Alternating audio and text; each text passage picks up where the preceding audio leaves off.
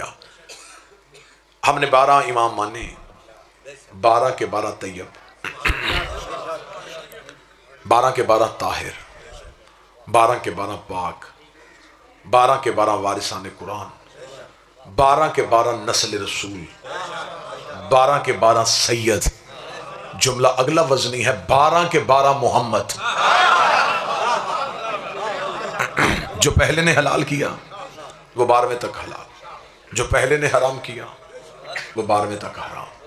یہ 12 ہیں، ان 12 کی سوچ ایک ہے، کردار ایک ہے، شریعت ایک ہے، رفتار ایک ہے، گفتار ایک ہے، چال ایک ہے، چلن ایک ہے، طریقہ ایک ہے، سلیقہ ایک ہے، سوچ ایک ہے. یہ 12 ایک سوچ کے مالک. ان 12 کے مقابلے میں دنیا نے 4 بنائے، چاروں کے چاروں غیر سید، چاروں کے چاروں نسل رسول نہیں، چاروں میں سے کسی نے بھی نبی کو دیکھا نہیں. چاروں میں سے ایک پہلے نے واجب کہا، دوسرے نے مستحب کہہ دیا، تیسرے نے حرام کہہ دیا. چاروں میں شریعت بدلی ہے، 12 میں شریعت نہیں بدلی. مجھے قطعاً یہ مجلس کا موضوع نہیں کہ میں کسی کے امام پہ تنقید کروں یا کسی کے دارین امام کا موازنہ اپنے 12 اماموں سے کروں، نہیں. مجھے خبر ہے کہ نوکروں کا مقابلہ سرداروں سے نہیں. بسم اللہ. میں کسی کے امام کا موازنہ اپنے اماموں سے کرنا نہیں چاہتا، لیکن میں دنیا کو بتانا چاہتا ہوں. اگر میرا کوئی اہل سنت بھائی مجلس میں بیٹھا ہے، آپ نے جو امام، جن اماموں کو آپ مان رہے ہیں، پہلے آپ دیکھیں تو صحیح ان اماموں کی ہسٹری کیا ہے. پہلے آپ کے امام ہیں، نام ان کا نعمان بن ثابت ہے، مشہور وہ ابو حنیفہ کے نام سے. حنیفہ ان کا نام نہیں تھا، حنیفہ ان کی بیٹی کا نام تھا. ہاں، یہ تاریخ میں واقعات لکھے ہوئے ہیں، اس میں سے نظر انداز تو کیا نہیں جا سکتا. کوئی شخص مسئلہ پوچھنے کے لیے آیا تھا اور امام کو بتانے میں دیر ہو گئی، پیچھے سے بیٹی نے جواب دے دیا، بیٹی کے جواب پہ باپ نے جواب دے دیا. اس بیٹی کے جواب دینے کی وجہ سے مشہور ہو گئے حنیفہ کے باپ، ابو حنیفہ. حنیفہ ان کی بیٹی کا نام تھا، کنیت ان کی ابو حنیفہ تھی، نام ان کا نعمان بن ثابت تھا. یہ میرے اہل سنت بھائیوں کے امام ہیں. میں سنی کتاب سے دکھانے کے لیے تیار ہوں. نعمان بن ثابت نے کہا اگر 2 سال میں جعفر صادق کی شاگردی نہ کرتا میں جہالت کی موت مر جاتا. وہ خود اپنی زبان سے کہہ رہے ہیں کہ میں شاگرد ہوں امام جعفر صادق. ادھر شاگرد ہے، ادھر استاد ہے، ادھر نوکر ہے، ادھر سردار ہے. میرے اہل سنت بھائیوں کے دوسرے امام ہیں، نام ان کا امام احمد بن حنبل ہے. ان کے ماننے والے، ان کی مسلک میں پیروکار جو ہیں وہ حنبلی کہلاتے ہیں. احمد بن حنبل کا واقعہ میں سنی کتابوں سے دکھانے کو تیار. احمد بن حنبل کے بیٹے نے کہا بابا مجھے رتبوں کے اعتبار سے صحابہ کے نام لکھوا، کس صحابی کا رتبہ زیادہ، اس سے کم کس کا، اس سے کم کس کا. باپ نے بیٹے سے کہا کاغذ قلم اٹھا. اس نے کاغذ قلم اٹھایا. احمد بن حنبل نے نام لکھوانے شروع کیے. 3 خلفاء کے نام لکھوائے، علی کا نام چھوڑ دیا، 10 نام اور لکھوا دیے. 13 نام جب ہو گئے تو بیٹے نے کہا بابا تجھے علی سے دشمنی تو نہیں؟ 13 نام ہو گئے ابھی تک علی کا نام کیوں نہیں آیا؟ اتنا کہنا تھا یا باپ نے جھڑک دے کے بیٹے سے کہا شرم نہیں آتی؟ پوچھ علی کا رہا ہے، علی کوئی صحابی ہے؟ علی تو محمد کا بھائی ہے.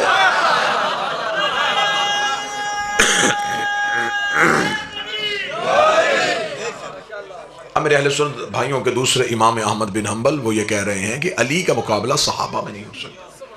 یہ باتیں تو اسلامیات میں اور دینیات میں لکھی ہوئی ہیں. پورا ایک چیپٹر ہے، پورا ایک باب ہے جسے مساوات کا باب کہتے ہیں. جب رسول نے مکہ سے ہجرت کی، مدینہ پہنچے تو اب رسول جو مکے سے جن کو ساتھ لے کے آئے تھے انہیں مہاجر کہتے، جو مدینے میں پہلے رہتے تھے اسے انصار کہتے. رسول نے ایک سب میں مہاجرین کو بٹھا دیا، ایک میں انصار کو بٹھا دیا. غیب کے علم جاننے والے نبی نے جن جن کی نیتیں ملتی تھی، جن جن کی ذہنیتیں ملتی تھی، جن جن کی سوچ ملتی تھی، اس کا ہاتھ پکڑ کے جس کے ساتھ ملتی تھی اسے اس کا بھائی بنا دیا. اب مجھے نہیں پتا کسے کس کا بھائی بنایا، یہ باتیں تو کتاب میں لکھی ہیں. سلمان کو ابو ذر کا بھائی بنا دیا، فلاں کو فلاں کا بھائی بنا دیا، فلاں کو فلاں کا بھائی بنا دیا. جب رسول ہر ایک کو دوسرے کا بھائی بناتے گئے تو مدارج النبوہ میرے اہل سنت بھائیوں کی کتاب ہے، لکھنے والا شیعہ رائٹر نہیں، شاہ عبد الحق محدث دہلوی ہے. اس نے اپنی کتاب میں لکھا جب رسول نے ہر ایک کو دوسرے کا بھائی بنا دیا تو مسجد نبوی کے کونے میں بیٹھا ابو طالب کا بیٹا علی رو رہا تھا. رسول نے قریب جا کے علی کے ماتھے پہ بوسہ دے کے کہا ماذا یبکیک یا علی ابن ابی طالب، ابو طالب کا بیٹا علی تو کیوں رو رہا ہے؟ بات سنی کتاب میں لکھی ہے شاہ عبد الحق محدث دہلوی نے. وہ کہتے علی نے سر اٹھا کے کہا یا رسول اللہ آپ نے ہر ایک کو دوسرے کا بھائی بنایا، نہ کسی کو علی کا بھائی بنایا، نہ علی کو کسی کا بھائی بنایا. شاہ عبد الحق محدث دہلوی لکھتے رسول نے پیچھے مڑ کے ایک نظر صحابہ کو دیکھا देखा, फिर अली को देखा, फिर सहाबा को देखा, फिर अली को देखा, फिर सहाबा को देखा, फिर अली को देखे कहा इनमें कोई तुझे जैसा होता, इनमें कोई तुझे जैसा होता मैं तेरा भाई बना देता। अब शाह अब्दुल हक मुहद्दिस दहलवी लिख रहा है कि नबी ने कहा है कि इनमें तुझ जैसा कोई नहीं, और तूने मस्जिद की दीवार पे लिख दिया है कि कुछ फर्क नहीं था इन चारों में। इसका मतलब है तेरा अकीदा और है, मोहम्मद का अकीदा और है।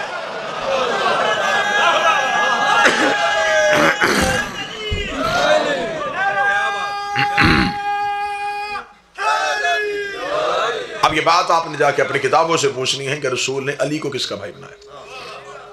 रसूल की हदीस में सुन्नी किताबें छत तक ढेर ले गऊं। रसूल ने कहा या अली अंत अखी फी दुनिया वल आखिरा, तू यहां भी मेरा भाई है वहां भी मेरा भाई। आप खामोश रहेंगे, बोल पड़े मुझे बोल के बताएं यहां भाई होते हैं, वहां भाई कैसे? खुदा तो कुरान में कह रहा है कि मैं क़यामत वाले दिन तुमसे रिश्तों की पहचान ही छीन लूं। खुदा कहता क़यामत वाले दिन दुनिया की रिश्तेदारी नहीं चलेगी। क्यों? खुदा कहता ऐसे कैसे होगा, वहां अदल होना है। मैं माँ बाप के सामने औलाद जहन्नम में फेंकने लगूं तो माँ बाप चीख पड़ेंगे, हमारे अमाल रख ले, हमारे बच्चों को छोड़ दे। अगर मैं बच्चों के सामने माँ बाप को जहन्नम में फेंकने लगूं तो बच्चे चीख पड़ेंगे, हमारी नेकियां रख, हमारे माँ बाप को छोड़। लेकिन खुदा कहता वहां तो हर एक ने अपने अपने अमाल का हिसाब देना, इसलिए मैं वहां तुमसे तुम्हारे रिश्तों की पहचान छीन लूं। माँ के सामने बेटा दोज़ख में जाए तो माँ को पता ही ना होगा ये मेरा बेटा। ये रिश्ते हैं दुनिया में, आखिरत में नहीं। खुदा कहता वहां कोई किसी का नहीं होगा, वहां ना रिश्तेदारी चलेगी ना यारी चलेगी, वहां कोई किसी का नहीं होगा। और रसूल फरमा रहे या अली अंत अखी फी दुनिया वल आखिरा, तू यहां भी मेरा भाई होगा वहां भी मेरा भाई होगा। बाकी भाइयों के रिश्ते टूट रहे हैं, ये भाई कायम हैं। इसका मतलब है इन्होंने हिसाब देना नहीं, इन्होंने हिसाब लेना है। देने वाले और हैं, हिसाब लेने वाले और। बिस्मिल्लाह तशरीफ लाएं सर। लिहाजा रसूल ने फरमाया ऐ अली तू यहां भी मेरा भाई और वहां भी मेरा भाई। बल्कि खुदा कुरान में कहता है यौम अज़न यफ़रल मर्र, क़यामत वाले दिन शौहर अपनी बीवी से मुंह छुपाएगा। जुमला सुनिएगा ज़रा, क़यामत वाले दिन शौहर अपनी ज़ौजा से मुंह छुपाएगा। जब मैंने कुरान की ये आयत पढ़ी तो मैं परेशान हुआ कि अल्लाह तो कह रहा है कि रिश्तों की पहचान ही नहीं होगी, तो ये कौन सा शौहर है जो बीवी से मुंह छुपाएगा? जब मैंने तफसीर कुरान पढ़ी तो तफसीर शिया हो या तफसीर अहले सुन्नत भाइयों की, खवास की हो या आवाम की हो, उन्होंने एक कौल नकल किया। उन्होंने कहा ये दुनिया का कोई शौहर नहीं है जो बीवी से मुंह छुपाएगा, ये हजरत मूसा नबी है जो अपनी बीवी से चेहरा छुपाएगा। जब मैं इसकी गहराई में गया और मैंने तारीख को उठा के देखा कि मूसा की बीवी थी कौन, तो अकल मेरी हैरान रह गई। आप भी परेशान हो जाएंगे। मूसा की बीवी किसी गए गुजरे खानदान की औरत नहीं, शुएब नबी की बेटी थी। दुख्तरे शुएब, नाम इसका सफूरा है। मूसा इससे नाराज होकर चेहरा फेर लेगा। ये नबी के सामने जाएगी, नबी चेहरा फेरेगा, ये उधर से आएगी, नबी रुख फेरेगा। शाम तक भी बोलते रहे तो तारीख का कलेजा निकाल के आपकी हथेलियों पर रखने लगाऊं। जब मैंने हिस्ट्री से और तारीख से पूछा कि आखिर इस बीबी का कसूर क्या था, शुएब नबी की बेटी थी, मूसा की ज़ौजा थी, गलती इससे क्या हो गई थी जो मूसा इससे इतना नाराज हो गया, तो किताबों ने कहा इस बीबी का सिर्फ इतना कसूर था, ये मूसा के मरने के बाद जराफे में बैठ के मूसा के वसी योशा बिन नून से जंग करने आई थी, ये मूसा के वसी से जंग करने आई थी। इतना बड़ा जुर्म है नबी के वसी से जंग करना, बेटी नबी की भी हो अल्लाह माफ नहीं करता, उम्मती की बेटी की औकात क्या? बादशाह हुसैन इज्जत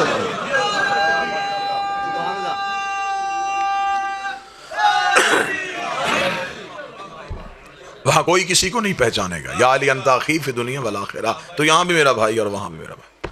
अगले जुमले का लुत्फ लीजिएगा, जब कोई किसी को नहीं पहचानेगा अली वहां भी अपने नौकरों को पहचानेगा।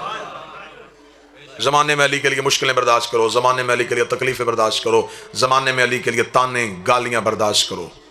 अली की मोहब्बत में सर देना पड़े दे दो, अली की मोहब्बत में ज़ुबान कटवानी पड़े कटवाओ। तुम्हें क्या खबर कि क़यामत को अली तुम्हें क्या देने वाला है।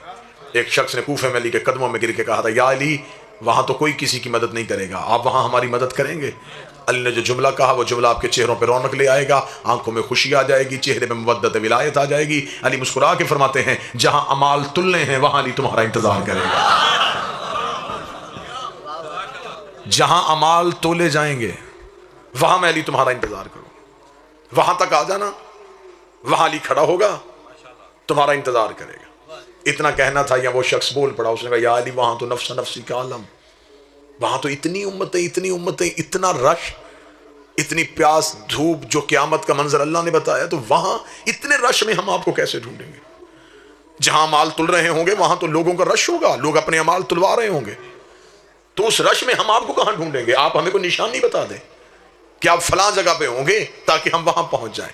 اگلی سطر پھر آپ کے چہروں پہ رونق لے کے آئے گی۔ علی مسکرا کے فرماتے ڈھونڈنے کی ضرورت ہی نہیں، انا صاحب المیزان، ترازو ہی علی کے ہاتھ میں ہوگا، تول ہی علی رہا ہوگا۔ بندے کے چہرے پہ خوشی آئی، خوش ہو کر کہا اچھا یا علی امال آپ تولیں گے؟ علی فرمایا ہاں میں تولوں گا۔ وہ فوراً اداس ہو گیا۔ علی فرمایا اب اداس کیوں ہے؟ اس نے کہا اس لیے اداس ہوا ہوں کہ اگر آپ امال تولیں گے تو آپ تو عادل ہیں،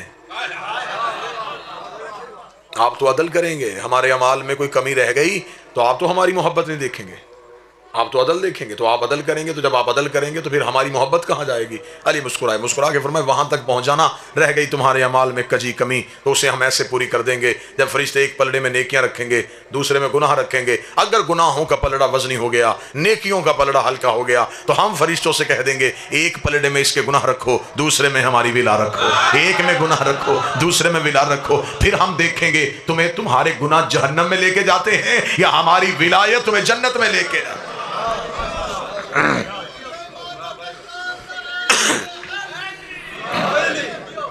لہذا امام وہ ہونا چاہیے جو بروز قیامت ہماری مدد کر سکے۔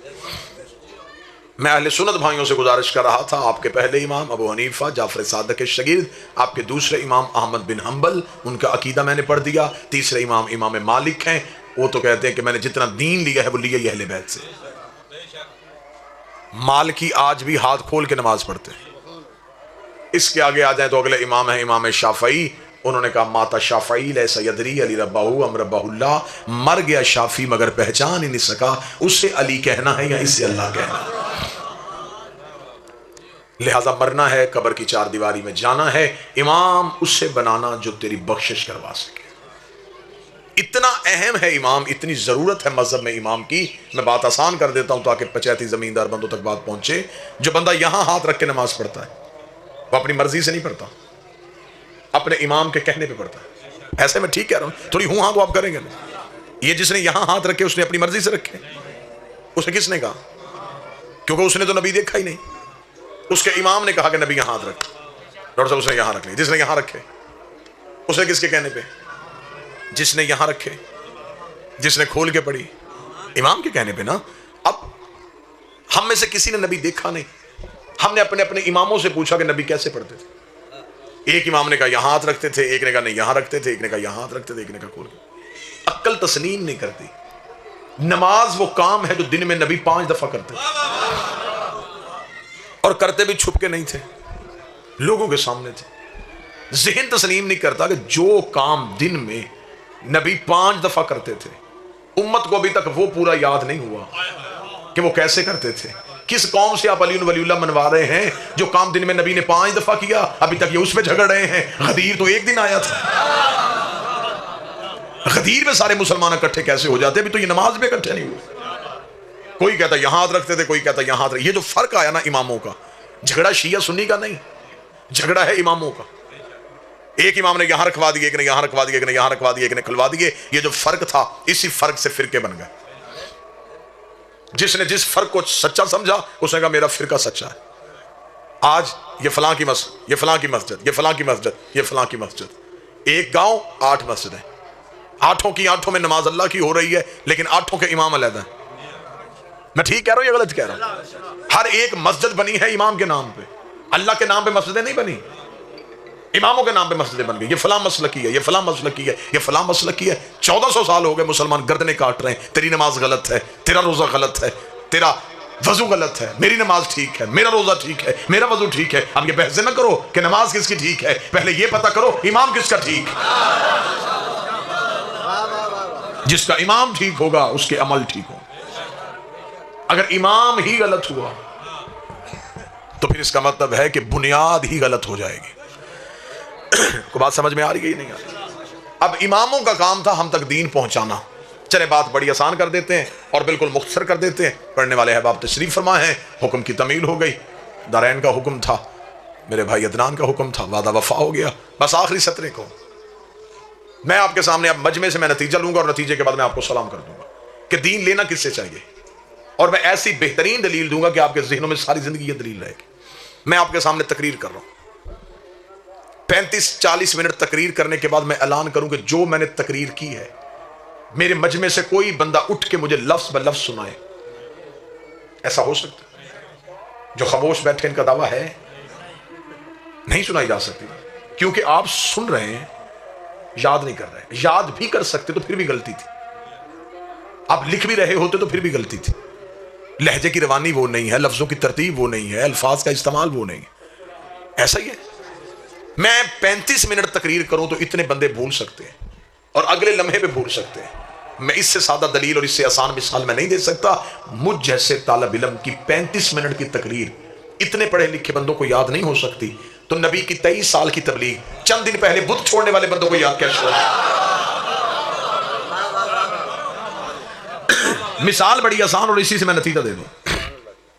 میں تقریر کروں، میں تقریر کرنے کے بعد میں چلا جاؤں. تقریر میری ایک تھی، یہ 150 بندے نے سنی. یہ لوگ اپنے اپنے گھروں میں گئے. کسی نے پوچھا کہاں گئے تھے؟ جی مجلس پہ گئے تھے. وہاں کون آیا تھا؟ وہاں ایک خطیب آیا تھا آصف الوی. کیا پڑھا اس نے؟ اب آپ نے میری تقریر اپنے انداز میں سنائی، آپ نے اپنے طریقے سے سنائی. تقریر میری تھی،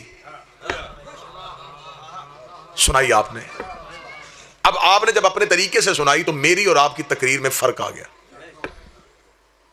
وہ بات جب اگلے کان تک پہنچی تو تقریر بدل چکی تھی.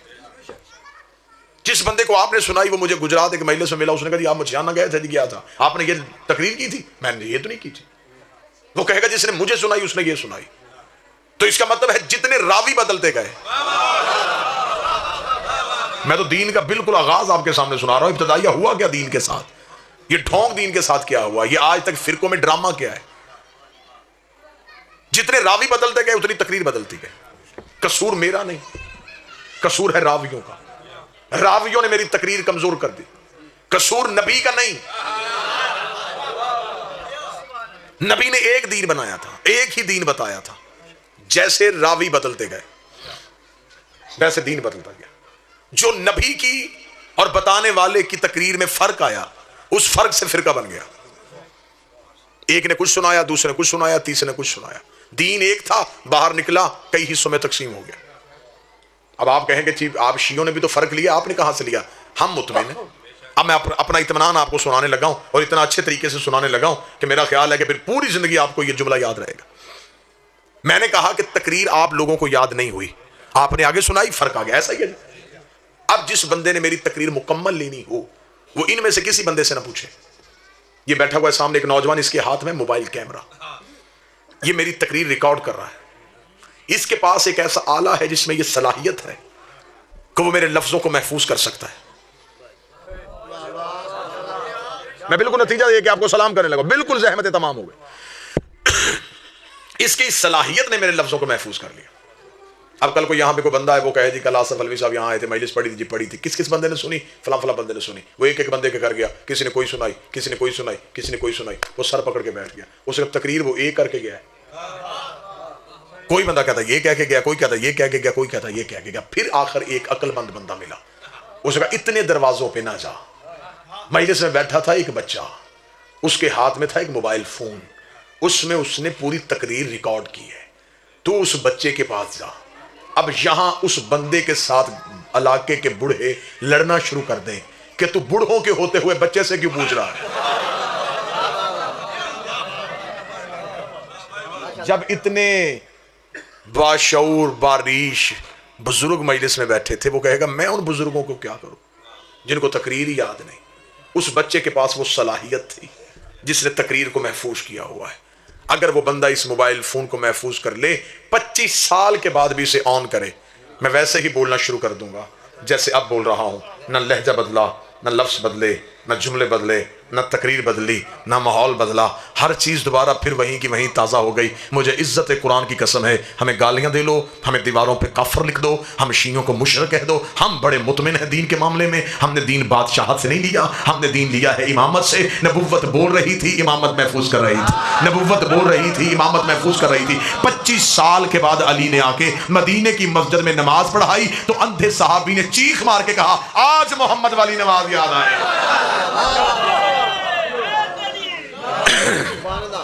یہ بات میں کتابوں سے دکھانے کے لیے تیار ہوں کہ علی کی پہلی نماز میں ایک اندھا صحابی چیخ اٹھا، اس نے کہا آج محمد والی نماز یاد آئی۔ اس کا مطلب ہے کہ اس دور میں جو علی تک حکومت پہنچی، اس دور میں نہ نماز وہ رہی تھی، نہ روزہ وہ رہا تھا، لوگوں نے دین اپنی مرضی کے مطابق استعمال کیا۔ لوگوں نے اپنے آپ کو بچانے کے لیے دین استعمال کیا، امامت نے دین بچانے کے لیے اپنا آپ آگے کیا۔ خلافت کی بیعت میں اور امامت کی بیعت میں بڑا فرق ہوتا ہے۔ یزید نے بیعت مانگی تھی نا حسین سے، میں ایک جملہ کہوں گا بیعت کا، اصل بیعت کسے کہتے ہیں؟ نبی کے دور میں بیعت اور تھی، نبی کے بعد بیعت کا انداز ہی بدل دیا گیا۔ اگر ایک جملہ درائن غور سے سن لیا جائے تو میرا خیال ہے ایک جملے کے بعد پھر زیادہ وضاحت کی ضرورت نہیں پڑے گی۔ جب نبی بیعت کرواتے تھے تو جب نبی بیعت کرواتے تھے نبی تب بھی رسول ہوتے تھے، جب بیعت ختم ہوتی تھی نبی تب بھی رسول ہوتے تھے۔ نبی نہیں بدلتے تھے، لیکن جو بیعت کرنے والا آتا تھا وہ آتا کافر تھا، جاتا مسلمان تھا۔ بیعت کرنے والا بدلتا تھا، بیعت لینے والا نہیں بدلتا تھا۔ ان کی بیعت کرنے سے نبی میں قدم اضافہ نہیں ہوتا تھا کہ نبی کو اب خدا نے کہہ دیا کتنے لوگوں نے تیری بیعت کر لی ہے تو اب تو سید الانبیاء ہو گیا، اس سے زیادہ لوگوں کو کروا پھر تو سید المرسلین ہو جائے گا۔ نہیں، جو نبی کا سٹیٹس تھا وہی کا وہی رہا۔ بیعت کرنے والے بدلتے گئے، نبی نہیں بدلا۔ نبی کی بیعت میں اور لوگوں کی بیعت میں فرق سمجھاؤں۔ نبی کے دور میں بیعت کرنے والا آتا کافر تھا، جاتا مسلمان تھا، اور نبی نبی رہتا تھا۔ جب نبی کے بعد خلافت والوں نے بیعت کروائی طریقہ بدل گیا۔ جو بیعت کرتا تھا وہ آتا بھی مسلمان تھا، جاتا بھی مسلمان تھا، اور جو بیعت کرواتا تھا جب وہ بیعت کرواتا تھا تب وہ صرف مسلمان ہوتا تھا، جب بیعت ہو چکتی تھی تو پھر وہ خلیفہ ہو جاتا تھا۔ بیعت لینے والا بدلا، بیعت کرنے والا نہیں بدلا۔ نبی کے دور میں بیعت کروانے والا نہیں بدلا، بیعت کرنے والا بدلا۔ لوگوں نے دین کو بادشاہت سمجھ لیا، لوگوں نے دین کو حکومت سمجھ لیا، انہوں نے حکومت کی خاطر مذہب قبول کیا تھا، لیکن آل محمد نے ہر دور میں دین بچانے کے لیے قربانی دی۔ یہی تو وجہ ہے کہ جب بیٹے ختم ہو گئے تو پھر بیٹیاں بازاروں میں آ گئی۔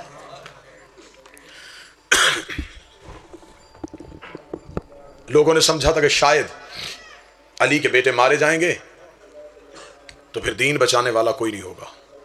میرا سلام علی کی ان بیٹیوں پہ جنہوں نے بعد از حسین دین بچانے کی ایسی ذمہ داری لی کہ علی کی بڑی بیٹی قاتل کے گھر چلی گئی اور قاتل کے گھر جا کے بھائی کے سر والا نیزہ زمین پہ گاڑ کے کہتی ہے تو نے باغی نہیں نمازی مارا۔ سفر کا ابتدا علی کی بیٹیاں شام کے بازاروں میں، مدینے سے چلی بطول، مکے میں آئی تو جانشین رسول، کربلا میں 8 دن حسن بنی رہی، شام میں غریباں کی قرات عباس بنی، 11 محرم کو پھر علی بن گئی، پھر کربلا سے کوفہ گئی، پھر کوفہ سے شام پہنچی، 3 دن شام کے باہر کھڑی رہی، پھر شام شہر میں داخل ہوئی، 72 بازاروں سے گزاری گئی، 144 گلیوں میں روکی گئی، 288 موڑوں پہ اسے مارا گیا، 21 بار یہ شرابی کے دربار میں پیش ہوئی، 1 سال یہ بغیر چھت والے زندان میں بیٹھی رہی، شام سے رہا ہو کے یہ پھر مدینے گئی، مدینے سے قید ہو کے یہ پھر شام آئی، 6666 میل ننگے پاؤں ننگے سر سفر کر کے 15 رجب کو شام کی پہاڑی پہ آ کے رو کے کہتی ہے میرے اللہ اب زینب تھک گئے، میرے اللہ تیرا دین بچ گیا اور مجھے ماں کہنے والا کوئی بھی نہ بچا۔ سادات و غیر سادات سے معافی مانگ کے کتابیں کہتی ہیں امت نے حسین کی لاش کو 9 حصوں میں تقسیم کر دیا۔ کسی نے حسین کی ابا لوٹ لی، کسی نے حسین کی قبا لوٹ لی، جب ایک کمینے نے حسین کے کمر بند پہ ہاتھ ڈالا تو غریب کی لاش تڑپ گئی. آواز آئی حیا کر، میری لاش پہ میری بیٹیوں نے آنا. ان میں ایک کمینہ وہ تھا جس نے مولا حسین کے سر کا امامہ لوٹا تھا. بس 2 سطریں سننا. اس امامے کی تاریخ یہ ہے، اس نے حسین کے سر سے امامہ اتارا. امامہ اتار کے اس نے اپنے سامان میں رکھا کہ جب یزید کے پاس جا کے دربار میں لوگ انعام لیں گے تو میں یزید کو کہوں گا کہ میرے پاس وہ دستار ہے جو نبیوں کی ہے، میں وہ امامہ دے کے یزید سے انعام لوں گا. جب یزید کے دربار میں انعامات دینے شروع ہوئے تو یہ کمینہ سب سے آخر میں آیا. یہ سمجھتا تھا کہ میرے پاس سب سے قیمتی چیز ہے، یزید انعام مجھے ڈھیر دے گا. جب یہ پہنچا تو دربار کا وقت ختم ہو گیا. اس ملعون نے کہا تو صبح آ، یہ دستار میرے رکھنا سر پہ، کیونکہ یہ ہے نبی کے سر والی دستار. نبی کی دستار میں اپنے سر پہ رکھ کے پھر تجھے انعام دوں گا. یہ امامہ لے کے گھر آ گیا. کتابیں کہتی ہیں اس نے امامہ ایک صندوق میں بند کر دیا، خود سو گیا. صبح یزید سے اٹھ کے انعام لوں گا. جب یہ آدھی رات کو اس کی زوجہ نے آ کے اس کا کاندھا پکڑ کے ہلایا. اسے کہا ملعون تو نے صندوق میں کیا چھپایا ہے؟ اس نے کہا کیا ہوا؟ اس نے کہا پوری رات ہو گئی ایک بی بی میرے صحن میں رو رہی، میں جب بھی اٹھ کے دیکھتی ہوں تو وہی صندوق کے قریب بیٹھی ہوتی. کیا ہے اس میں؟ یہ ڈر گیا. اس نے جلدی سے صندوق کھولا، حسین کا امامہ نکالا. نکال کے اس نے کہا نہیں، میں نے حسین کی ماں کو نہیں، میں نے صبح یزید کو دے کے انعام لینا. یہ امامہ لے کے بازار میں نکلا. بازار سے نکل کے جنگل میں گیا. کتابیں کہتی ہیں یہی لفظ پکارتا رہا، میں نے حسین کی ماں کو نہیں، میں نے یزید کو دے کے انعام لینا. دماغ اس کا پھر گیا، ذہنی طور پہ پاگل ہو گیا، جنگل میں مر گیا. پورا 1 سال امامہ جنگل میں رہا. 1.5 سال کے بعد ایک حاجیوں کا قافلہ وہاں سے گزرا. اس میں سے ایک نبی کے دور کا صحابی تھا. اس نے آواز دے کے کہا، اس نے کہا مجھے اس جنگل سے مدینے کے محمد کی خوشبو آ رہی ہے. یہاں تو اس جنگل میں کسی نبی کی قبر ہے یا کسی نبی کے بیٹے کی قبر ہے. یہ خوشبو کو ڈھونڈتا ڈھونڈتا جنگل میں گیا. اس نے دیکھا کہ دور ٹیلے پہ ایک امامہ پڑا ہے. اس نے قریب جا کے جب امامہ اٹھایا تو اس نے ایک عربی میں شعر پڑھا. وہ شعر کتابوں میں ہے، میں وہ شعر پڑھوں گا، ہائے زبان سے نکلے گی. اس نے امامے کی حالت دیکھی. امامے کی حالت کیا تھی؟ تلواروں کے کٹ، تیروں کے سوراخ، اکبر کے لہو کے چھینٹے. یہ وہی امامہ تھا جسے چادر بنا کے قاسم کی لاش اکٹھی کی تھی. قاسم کا لہو، اصغر کا لہو. اس نے امامہ ہاتھ میں رکھ کے شعر پڑھا. اس کا خوشبو بتاتی ہے کوئی شریف مارا گیا، حالت بتاتی ہے کوئی غریب مارا گیا، تیری خوشبو بتاتی ہے تو کسی اہم شخص کا امامہ. اس نے وہی امامہ اٹھایا، اپنے سفر سامان میں رکھا. مولا سجاد واپس مدینے آ چکے تھے. اس نے مکہ میں اللہ کے گھر کا حج کیا. مدینہ حسین کے بیٹے کا سلام کرنے کی خاطر اس نے اپنے گھوڑے کو دوڑایا مدینے کی طرف. مدینے سے ایک شخص آ رہا تھا، وہ اسے رستے میں ملا. اس نے اسے پوچھا محلہ بنی ہاشم میں رسول کے گھر میں کوئی ہوتا ہے؟ اس نے کہا ہاں، حسین کا بیٹا شام کی قیدوں سے رہا ہو کے واپس مدینے آ چکا ہے. اس نے کہا ان سے ملاقات ہو سکتی ہے؟ اس شخص نے کہا وہ ملتا کسی سے نہیں، جب سے شام سے آیا ہے وہ گھر میں رہتا ہے. کیا کرتے ہیں امام؟ اس کا صرف روتا ہے، اس کی آنکھوں میں لہو ہے، اسے شام کی گلیاں نہیں بھول رہی. اس نے کہا میں صرف مولا کی زیارت کے لیے جا رہا ہوں، اگر میں جاؤں تو مجھے امام مل لیں گے؟ اس نے کہا تیرے مقدر کی بات ہے، لیکن ہاں اتنی بات ہے کہ کل جب میں مدینے سے نکلا ہے نا تو مدینے کے باہر سجاد بیٹھے تھے. میں نے جا کے پوچھا مولا آپ تو گھر سے باہر نہیں آتے، آپ مدینے سے باہر شجرۃ الوداع پہ کیوں بیٹھے؟ تو رو کے اس نے مجھے کہا میرا کوئی مہمان آ رہا ہے. اب اللہ جانے یہ کون مہمان ہے جس کا راہ دیکھنے کے لیے حسین کا بیٹا مدینے کے باہر آ کے بیٹھ گیا. اس نے اپنے گھوڑے کو دوڑایا کہ اس مہمان کے پہنچنے سے پہلے میں مدینے پہنچ کے حسین کے بیٹے کا سلام کر لوں. جب آیا تو مولا سجاد شجرۃ الوداع کے قریب بیٹھے تھے. اس نے دور سے حسین کے سجاد کو دیکھا. اس نے گھوڑا وہیں پہ چھوڑا، دوڑتا ہوا آیا، قدموں میں گرا. مولا سلام. مولا تجھے تیرے بابے کا پرسا. مولا مجھے نہیں خبر تھی حسین کربلا میں مارے گئے. مولا مجھے خبر ہوتی میں نصرت حسین کی خاطر آتا. مولا میرا سلام. امام نے سلام کا جواب دے کے کہا جلدی کر، میں تیرے انتظار میں، تیرے پاس میری کوئی امانت ہے. امانت کا نام آنا تھا. قدموں پہ سر مارا، رو کے کہنے لگا تو پاک گھر کا شہزادہ ہے، تیری صداقت پہ کوئی شک نہیں. نہ مجھے وطن سے کسی نے کوئی چیز دے کے بھیجی، نہ مجھے مکے سے کسی نے کوئی چیز دے کے بھیجی. امام نے فرمایا اپنا سامان سفر اتار. اس نے سامان سفر اتارا. سجاد کا لہو تیز ہو گیا. مولا سجاد نے اس کے سامان میں سے بابے کا امامہ اٹھایا، امامہ اٹھا کے سینے سے لگایا. اسے کہ مولا میں سمجھا نہیں، فرمائیے میرے غریب آبے کا امامہ اور اس دستار کا وارث میں سجاد ہوں۔ اب آخری جملے میں پڑھنے لگا ہوں، کتابیں کہتی ہیں سجاد امامہ لے کے گھر کی جانب چلے، ادھر محلہ بنی ہاشم میں سجاد کا قدم آیا، زینب رو کے کہتی ہے فضہ دروازہ کھول، مجھے حسین کی خوشبو آ رہی ہے، مجھے ایسے لگتا ہے میرا حسین وطن واپس آ رہا ہے۔ اتنا کہنا تھا، علی کی بیٹی نے گھر کا دروازہ کھولا، سجاد ہاتھوں میں بابے کا امامہ لے کے کھڑا تھا، رو کے کہتا اماں بابا تو نہیں آیا، غریب کا امامہ آ گیا ہے۔ اتنا کہنا تھا، علی کی بیٹی کی آواز ہے فضہ ہر سیدزادی سے کہ اپنے اپنے حجرے سے باہر آئے، نہ سجاد کے سر پہ دستار باندھنے لگی ہو۔ 2.25 سال بعد سجاد زمین پہ بیٹھا، علی کی بیٹی نے حسین کا امامہ سجاد کے سر پہ رکھا، کبھی زینب بے ہوش ہو جاتی، کبھی کلثوم بے ہوش ہو جاتی، رو کے کہتی اٹھ حسین، دیکھ تیرا سجاد تیری دستار کا وارث بن گیا۔ اللہ لعنت اللہ علی القوم الظالمین وسلم۔